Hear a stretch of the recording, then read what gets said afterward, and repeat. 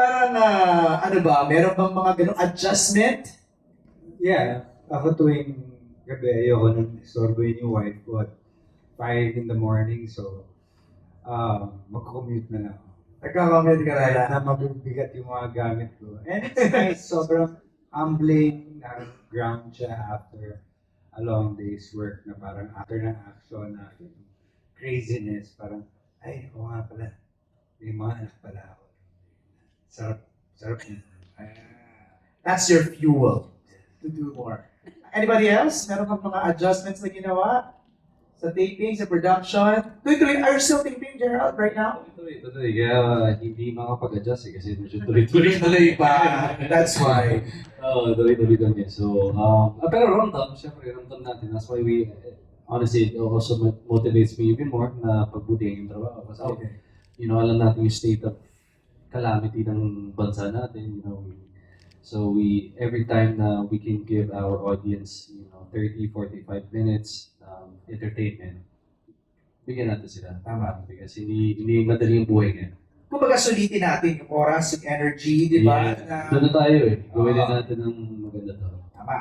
Another question for Richard or others. Paano kayo nakaka-relate sa sakripisyo ng character nyo sa Blood versus Judy?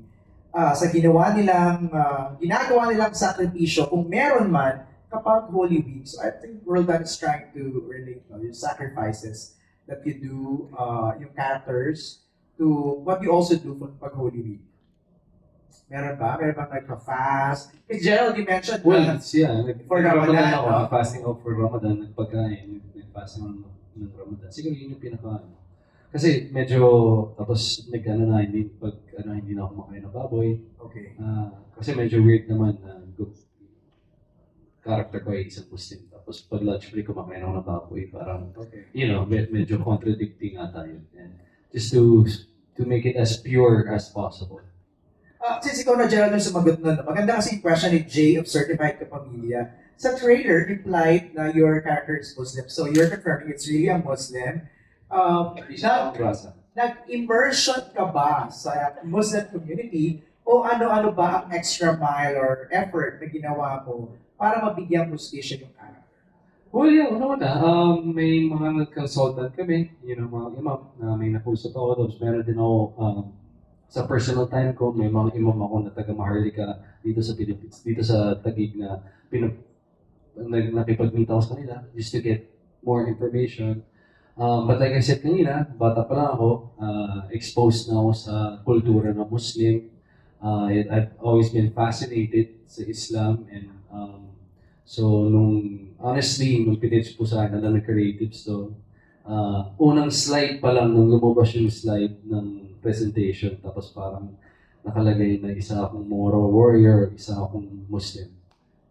Alam mo, doon pa lang uuna ako And this was coming from Sins of the Father, so medyo exhausted pa ako nun, medyo drained pa ako nun, pero nung nakita mo, sabi ko, wala, alam mo, sarili ko, gagawin ko to. So, dun pa lang, this is really a dream role for me.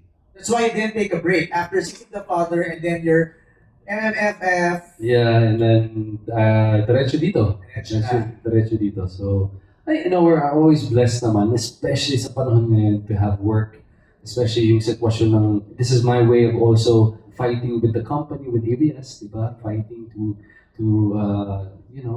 stay alive and to bring out the best content pa rin. Ito yung paraan ko para makatulong. Next question ni Jake is for